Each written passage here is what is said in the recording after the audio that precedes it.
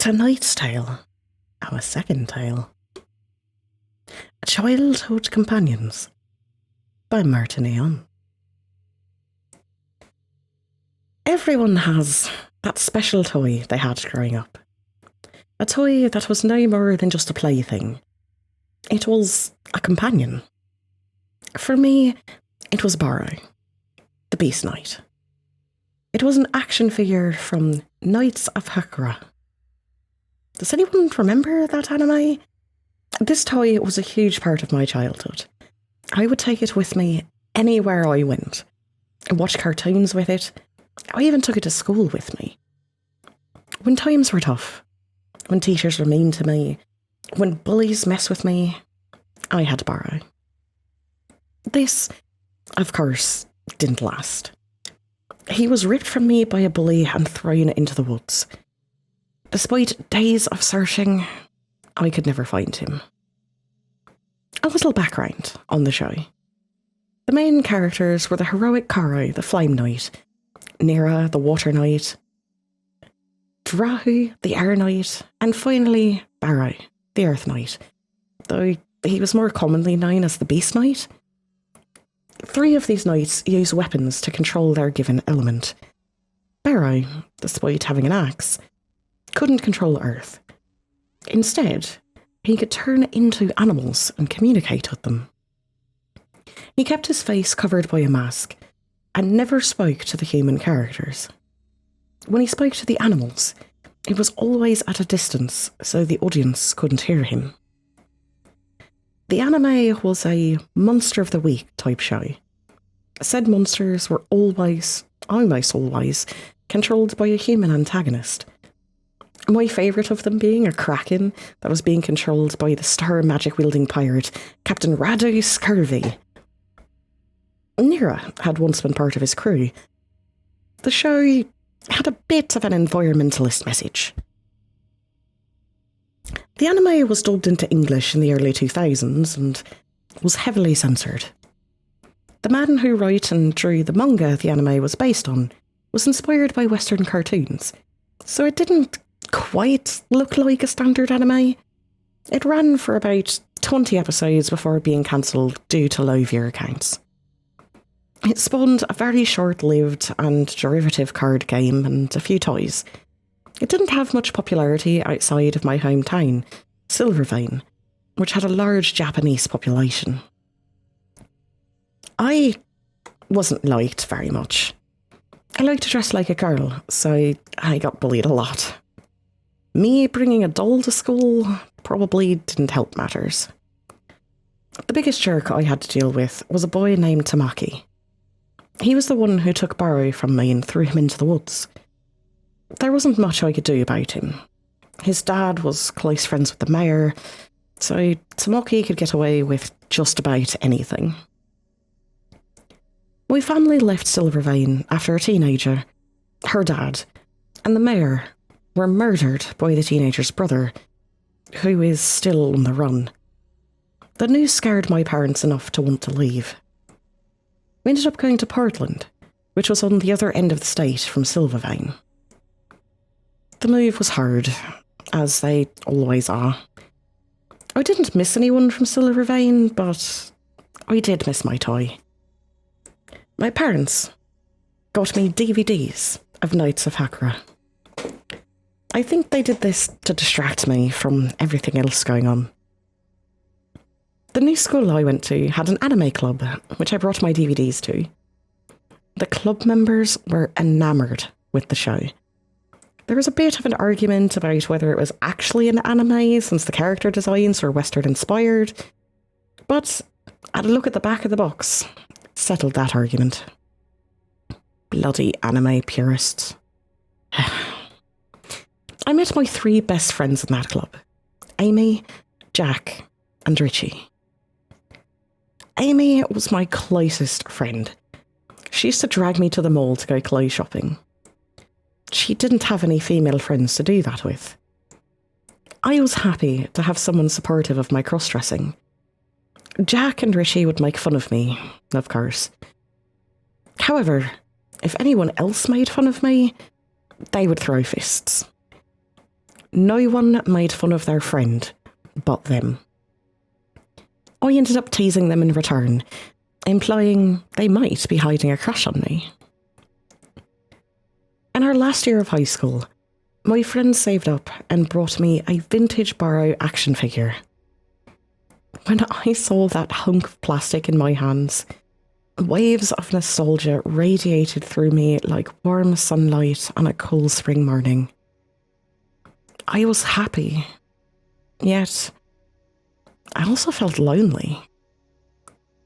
I didn't have friends in Silvervain. Barrow had kind of replaced them.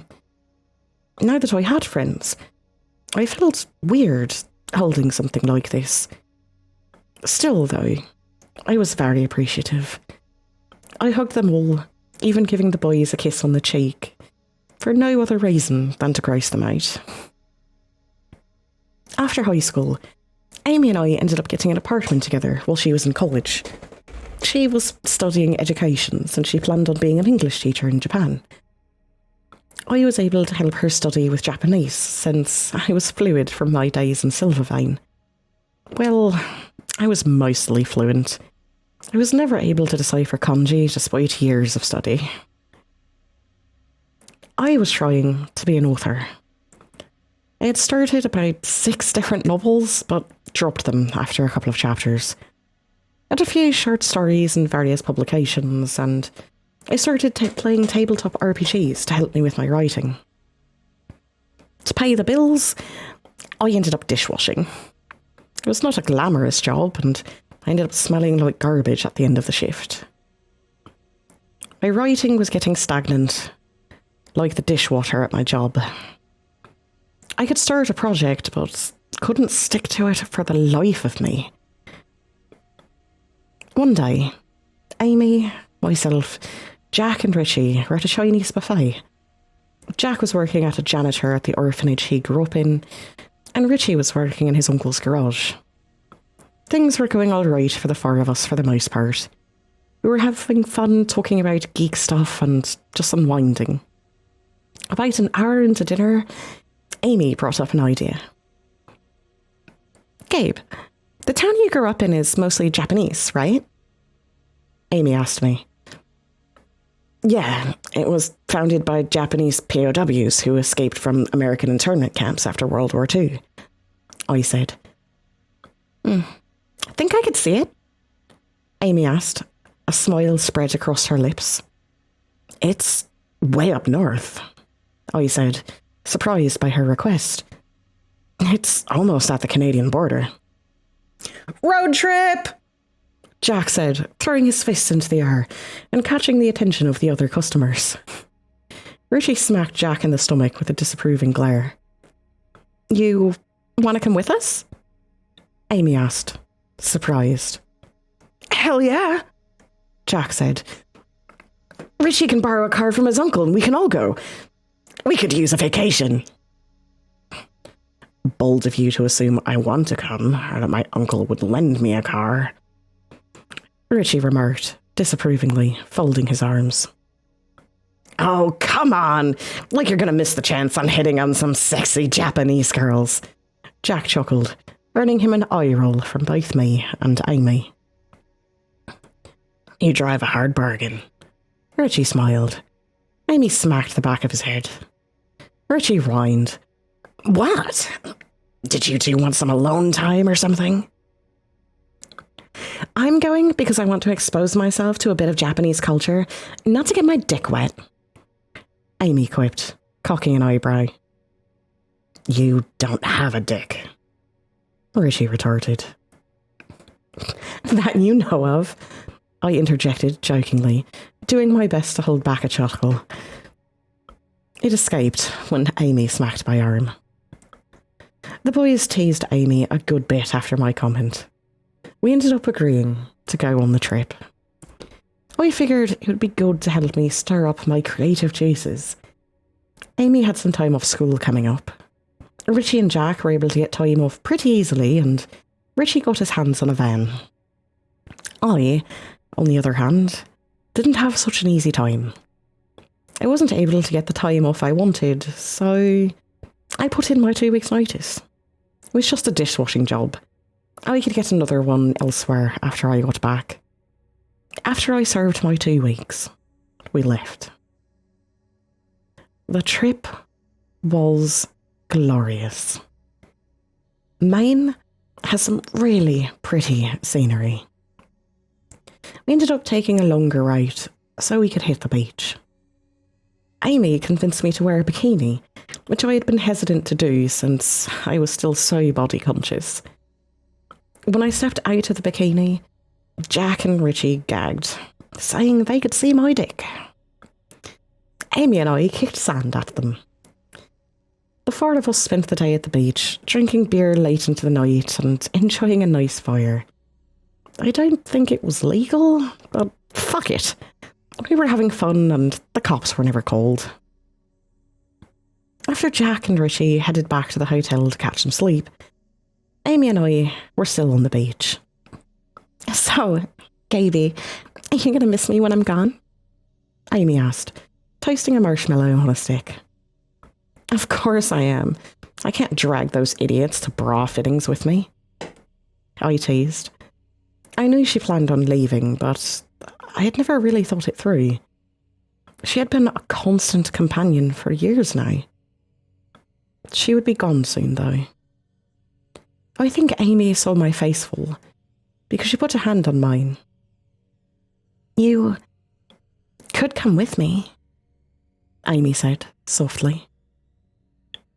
My heart skipped a beat. I stared into Amy's emerald green eyes. Her lips were spread into an enchanting smile. I didn't know how I felt. I kept my emotional distance because I didn't think she saw me like that. I never really let any feelings flourish. I didn't know if any actually existed. I looked into the fire. I didn't know how to answer her question. You don't have to answer right away, Amy said, then chuckled and added, I know you're not too hot on the idea of living in Japan with how bad your kanji is. That got a chuckle out of me. I rubbed her hand with my thumb. Even if my feelings for her weren't romantic, I enjoyed this. I put my head on her shoulder. I need some time to think this through, I told her. We sat there, staring into the fire in silence, just enjoying the cool breeze, the warmth and the crackling of the fire.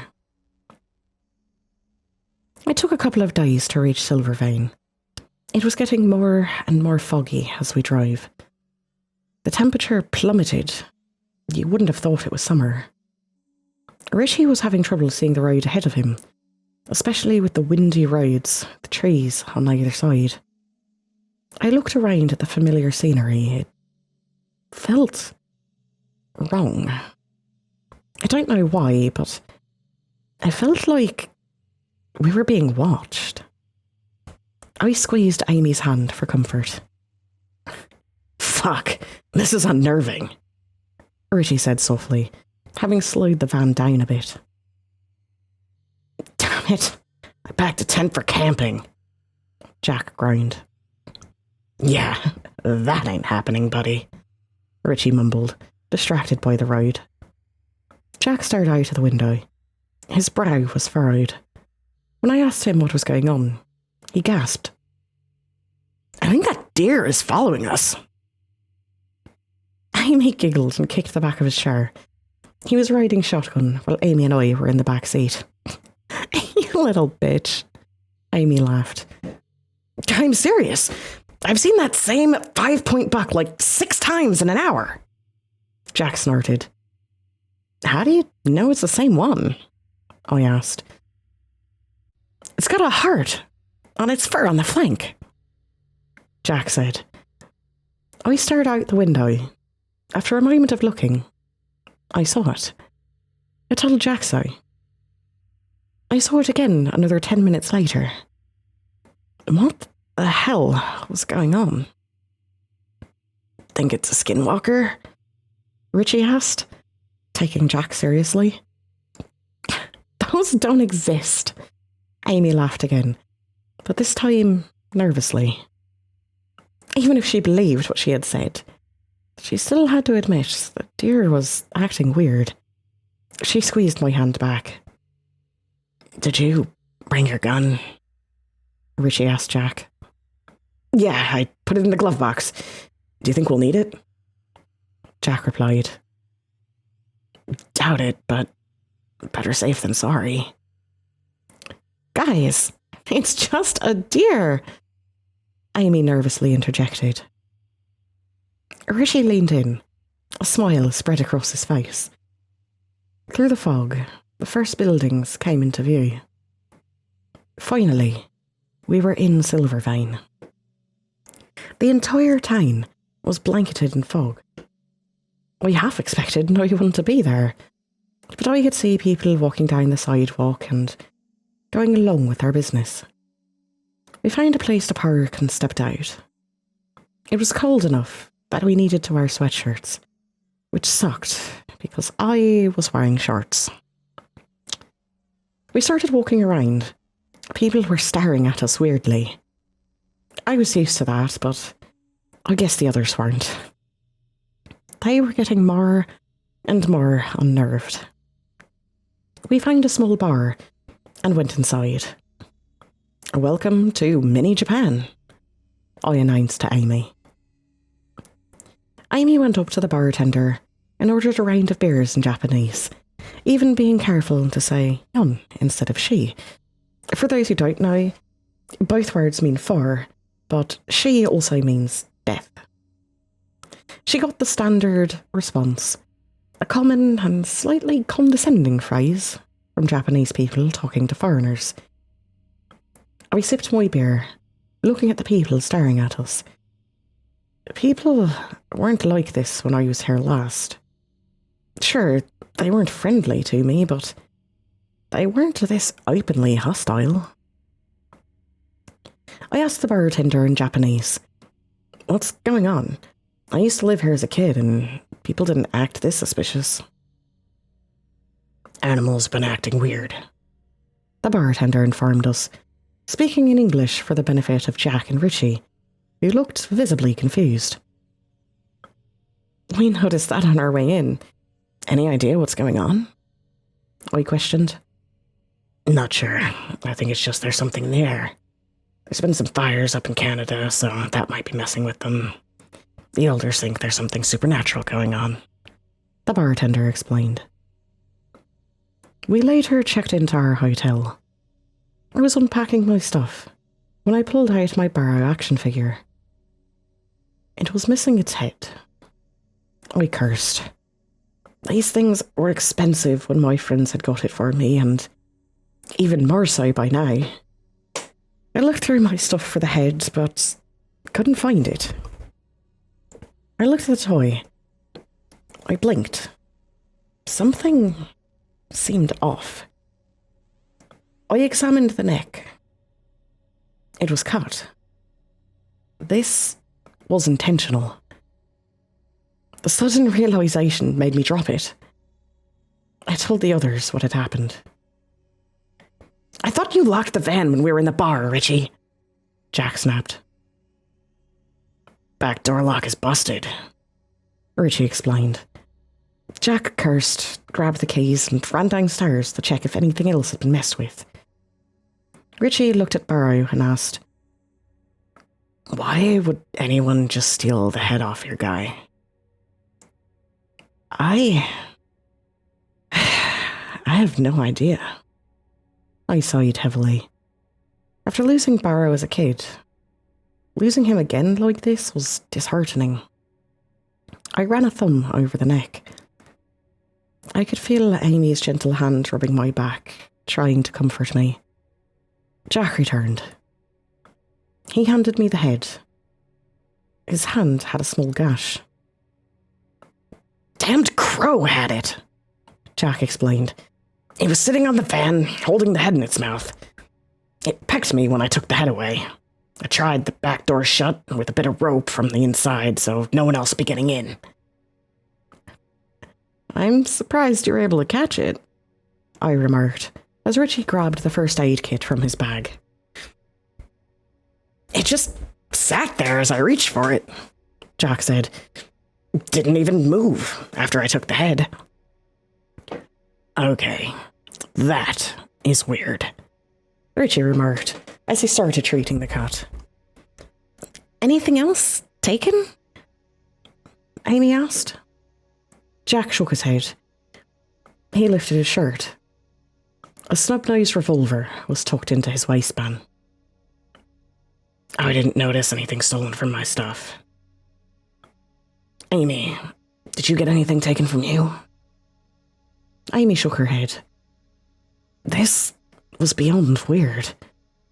Why would someone break into the van for no other reason than to decapitate my toy? I think we should leave, Amy mumbled softly. That shocked me. I glanced at her. This whole trip was her idea, but I could understand why she would want to leave. It's a bit late to do that, Richie said. Let's leave in the morning. Who knows? Maybe the fog will lift off by then. Everyone agreed. Instead of going back out into the fog, we ate some of our packed travel food for dinner. It was getting dark. We ate and drank. I noticed something on the windowsill. I turned and saw a crow. It must have been the one that bit Jack. It pecked against the window, getting the attention of the others. Jack jumped up and went over, smacking the window. Get out of here! Jack snapped at the bird. It didn't move. It just stared back at him. Jack smacked the window again, still getting no reaction from the bird. Ignore it, Amy groaned, offering Jack a pack of peanut butter crackers. He took it and sat down on the bed. The four of us would be sharing the room. We had been doing that all over the course of the trip. We were silent. The weirdness of the situation was getting to us. Later, after we went to bed, the boys managed to get to sleep in their bed. Amy and I were in our bed, still awake. We were holding on to each other, both for warmth and for companionship. I buried my face into her orange hair. Even with everything going on, I couldn't help but notice how nice she smelled. She looked back at me with a little smile. She turned so we were facing each other. She ran the back of her hand along my cheek. I kissed her knuckles, my heart skipping a beat. I think I knew then how I felt about her. I could feel Amy shifting closer. Her hand moved to the back of my head. I could feel her pulling me in. I knew what was coming. My heart was racing. I wanted this. I leaned in, about to kiss her. There was a loud thump. The noise woke the boys up. Jack grabbed the revolver quickly. There were more thumps, accompanied by little scratching noises. Amy and I held each other, scared. Richie himself reached for Jack. The noises were getting closer. Whatever it was in the hall, and it was big.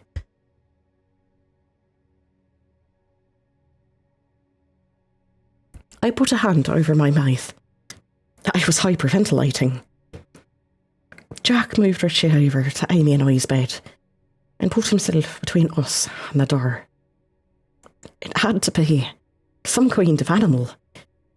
Given the size, I could guess it was a black bear, but how the hell did it get in here? The noises stopped at our door. Amy clutched my hand tightly as we all held our breath. Each second felt like an hour. It was so quiet. Suddenly, we could hear heavy breathing. Richie let out a soft squeak. The animal outside made a grunt. I recognised the noises it was making. It was a bear. Fuck. The door shuttered as the thing was pressing against it. There was no way the door was going to hold under the bear's weight. Jack held the gun up, hand shaking. He was breathing heavily, but he was doing a breathing exercise to calm down. The door was bending a little, threatening to either shatter or bust the hinges. Jack pulled back the hammer on the revolver, his hand becoming more steady. "Hey! Get out of here! Get!" We could hear an older man outside shout. Someone was out there, trying to scare off the bear. Sure, to someone unfamiliar with the wild, this seems dumb. However, there is a phrase. If it's black, fight back. If it's brown, lie down. If it's white, say goodnight. Scaring a black bear off wasn't impossible. However, like the bartender said, the animals had been acting weird. There was a loud roar. A swift shifting could be heard, and then we could hear liquid hitting the floor. Man whimpered. A man was being killed just outside our room. His death cries could be heard through the thin hotel's walls. We could be next. Jack moved over to the window quickly and opened it. "Move, move," he whispered, keeping the gun trained on the door. He moved his finger onto the trigger, ready to fire if anything burst through. Amy got up first, pulling my hand. We slipped out the window, my bare feet sending a shock up my body as they touched the cold sidewalk. Richie slipped through next, followed by Jack. Richie had his phone in hand, having remembered to grab it before leaving.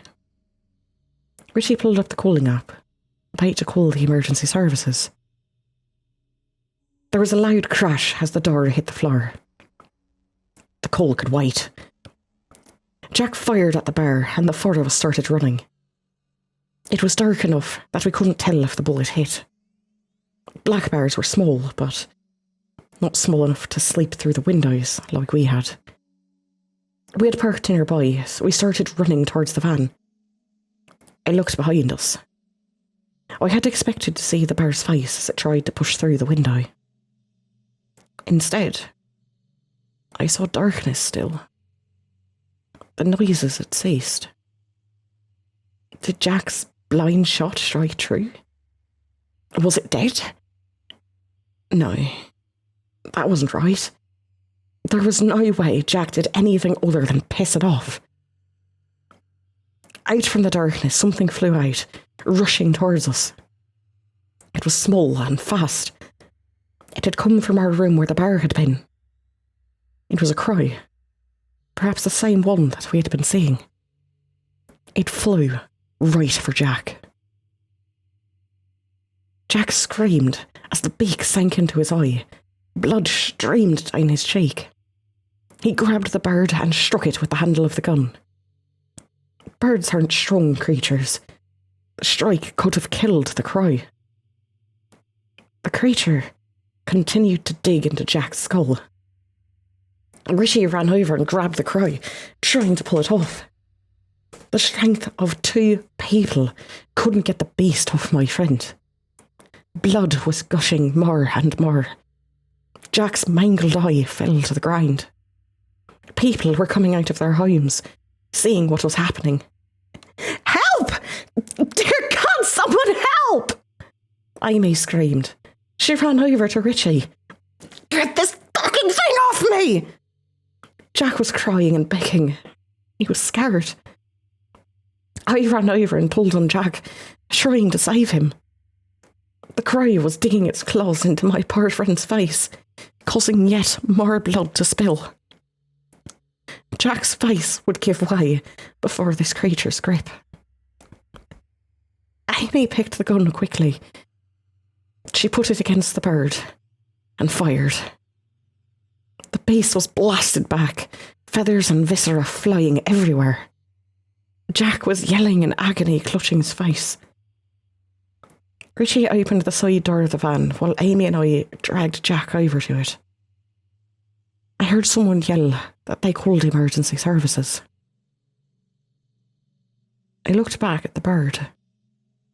I could see it, twitching. It was moving far more than it should be. There's no way this thing was still alive. There was just no way. The bird shifted more and more, its form growing larger. No, there was no way. It was changing. The deer, the bear, the crow, they were all the same creature. They were all this creature. The figure stood up, growing into the size of a human. No, not just any figure. I looked on in horror as the creature took the form of Barrow. The man stood there in his green leather gear and his animal furs. His white bear mask faced us with dangerous intent. He clutched his axe, ready to bury it in our skulls. However, something looked weird about him. His joints. Something was off about his joints. Amy slammed the door shut as Richie started driving off. Barrow turned into the deer form and galloped, slamming its antlers into the side of the van. The antlers actually pierced the van door, stabbing Amy in the thigh and shoulder. She screamed in pain as I pulled her back. Richie put his foot on the gas, trying to escape Barrow. We grabbed the gun. The antler piercing the door transformed into a snake and slithered into the van. I fired at the snake, hitting it straight on. Barrow slammed into the door, momentarily stunned. Amy pulled the door open and kicked it out. Amy and I shut the door again before Barrow could shapeshift. Richie drove off fast. I looked out the back window as Barrow turned into the deer again and began chasing us. Fuck! What the fuck is that thing? Richie called out as he drove fast like a maniac. We could hear sirens in the distance. It's fucking Barrow! I gasped, still in absolute shock. It's not a fucking anime character! Amy snapped. I grabbed the first aid kit from the glove box. There wasn't much I could do about Amy or Jack. Especially not Jack. He was hyperventilating. Amy was trying to keep him calm and conscious. Richie, what pocket is your phone in? I cried. Front right.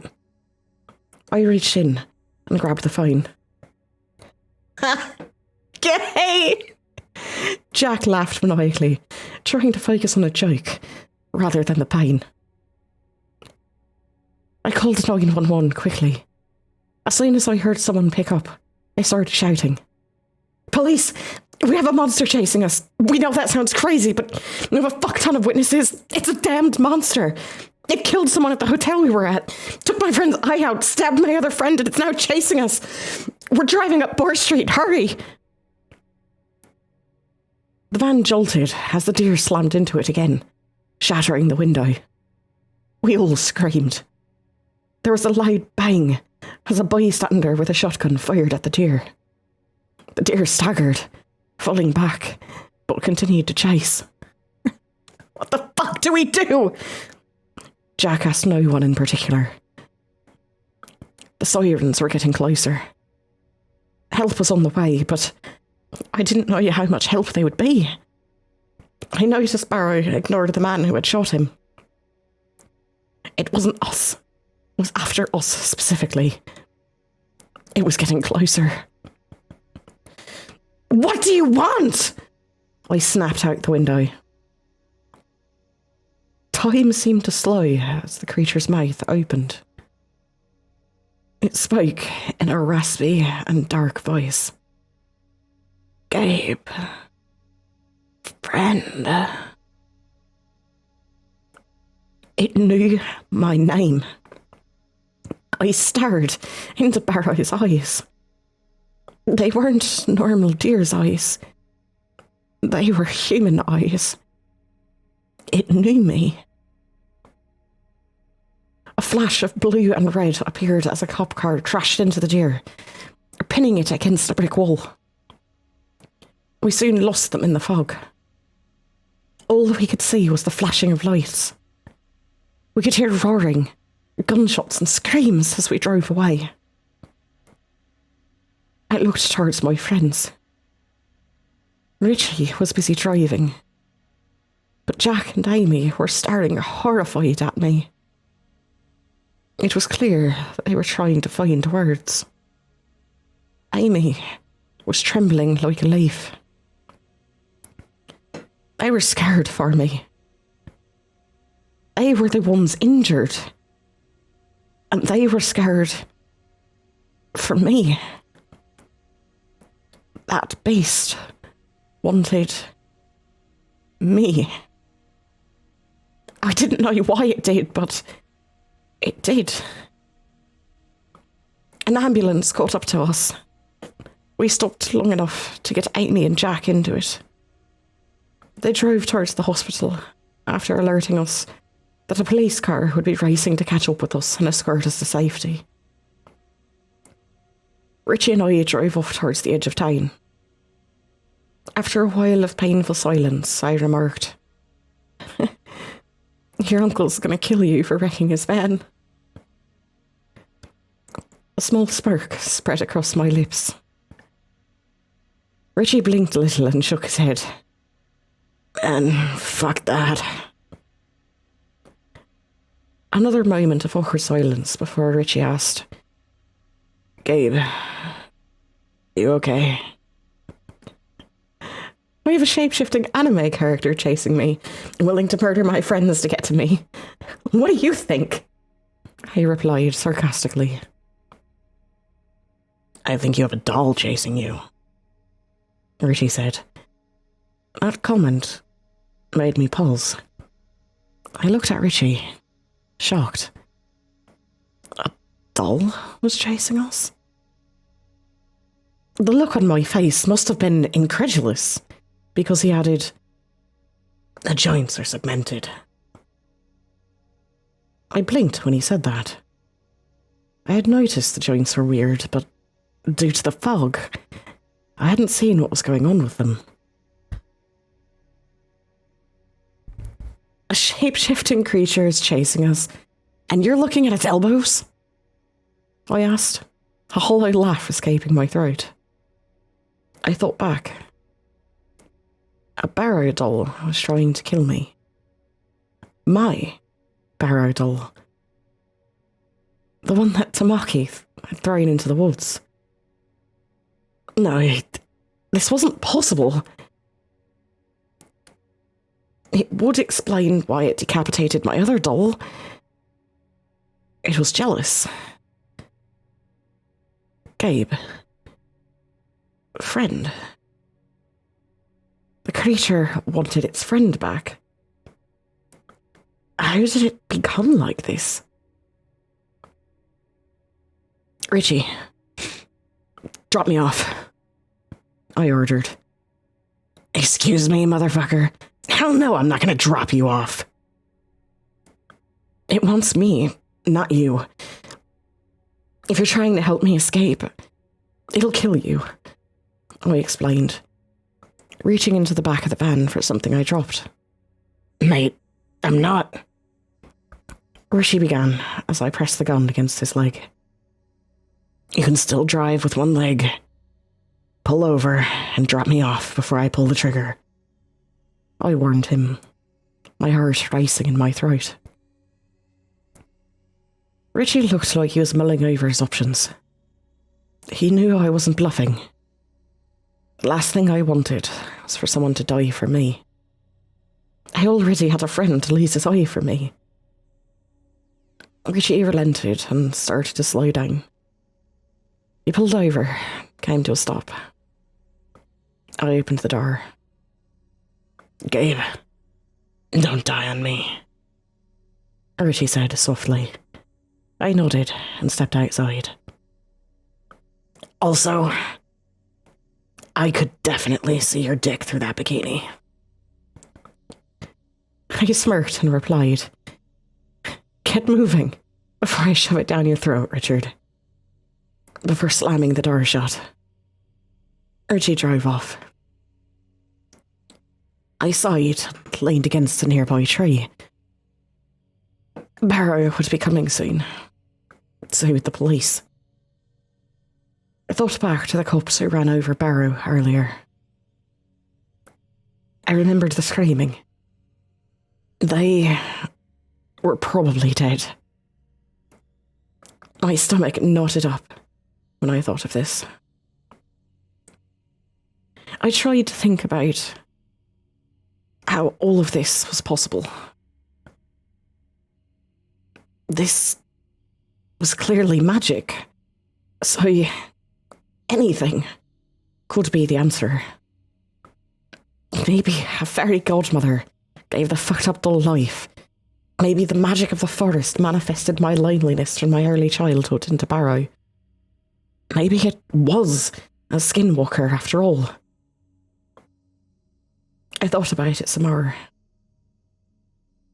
Maybe it was tied to me. He was my toy, after all. Maybe it could die. Maybe it could only die if I heard the sound of hooves on the road getting closer. Barrow was here. I stepped forward, heart racing. I knew it wanted me.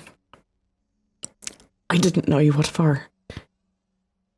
Whatever it wanted, I was resigned to my fate. I saw the shape moving closer from the fog. It changed into the humanoid form. It stepped closer.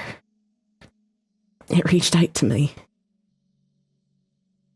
I moved closer, feeling its fingers touch my cheek.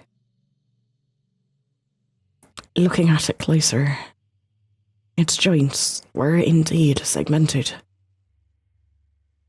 The hand even felt a bit like plastic. It was my old toy from my childhood. A tear ran down my face. Richie was fucking right. How the hell did he see this better than I did? I guess it didn't matter now. My old friend, my childhood companion, was standing before me. It had been waiting for me to return for all these years. It killed to be with me again. My lip trembled as I looked into the old friend's eyes. His hand on my cheek wiped the tear away. I could see lights shining behind him. I pulled him into an embrace as the lights got brighter and brighter. The sound of rubber on the asphalt grew louder. Gabe. Friend. I said softly, tightening my grip, ready for impact. Amy, Jack, Richie, move on and be happy. Don't make me haunt your dumbasses. Richie, sorry for threatening to shoot you. Jack, your eye patch looks cool. Amy, follow your dream. I love you all. Take care.